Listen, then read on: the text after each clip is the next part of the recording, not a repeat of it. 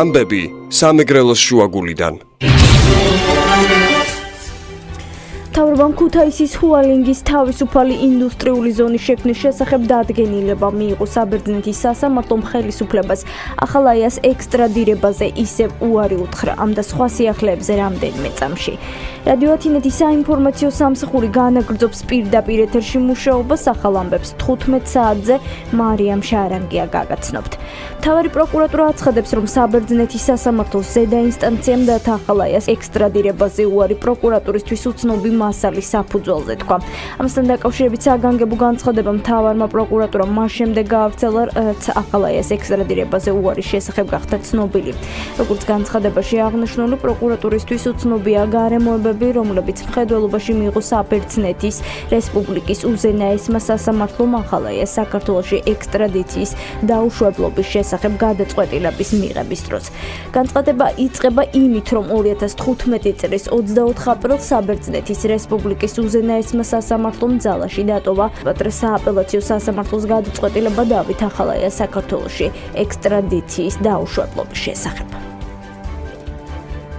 საქართველოს მთავრობამ ცოტა ხნის წინ ქუთაისის ჰუალინგის თავისუფალი ინდუსტრიული ზონის შექმნის შესახებ დადგენილება მიიღო. ამ შესახებ სამთავრობო პროგრამის ძლიერი რეგიონი ძლიერი საქართველოსთვის ფარგლებში იმერეთის რეგიონში მყოფმა პრემიერ-მინისტრმა ირაკლი ღარიბაშვილმა ქუთაისში ბიზნეს წრეების წარმომადგენლებთან შეხვედრაზე განაცხადა, როგორც პრემიერ-მინისტრმა აღნიშნა, არსებობს რეალური საფუძველი იმისთვის, რომ იმერეთში საინტერესო ბიზნეს პროექტები განხორციელდეს.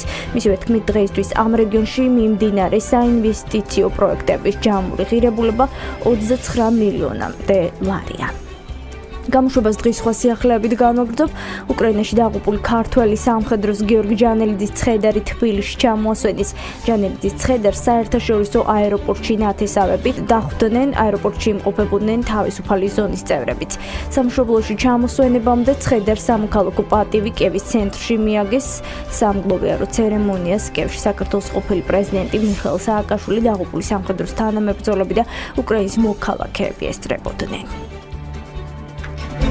თურქეთის ხელისუფლება რუსეთის პრეზიდენტს ოფიციალური წერილით აკრიტიკებს. ამ შესახებ ინფორმაციას თურქეთის საგარეო საქმეთა სამინისტროს განცხადებაზე დაყრდნობით BBC ავრცელებს. ინფორმაციის თანახმად თურქეთის ხელისუფლება პუტინს იმის გამო აკრიტიკებს, რომ მან ოსმალეთის იმპერიის დროს ჩადენილ სომხების მასობრივ მკვლელობას გენოციდი უწოდა. და გამოშვების ბოლოს საქართველოში დღეს სტუმრად ჩამოდის ამერიკის მართლმადიდებელი ეკლესიის მეთაური ტიხონი. 25 და 26 აპრილს იგი ყოვლადწმინდა სამების ლავრაში თანამწირველი იქნება უწმინდესისა და უნეტარესის სრულიად საქართველოს კათოლიკოს პატრიარქის ილია მეორესი. სტუმარი საქართველოდან სამშაბათს 27 აპრილს დილით გაემგზავრება. ახალი ამბები მარიამ შარანგიამ გაგაცანით. რადიო ათინეთის საინფორმაციო სამსახური ორ შაბათამდე დაგემშვიდობებათ. ნახვამდის.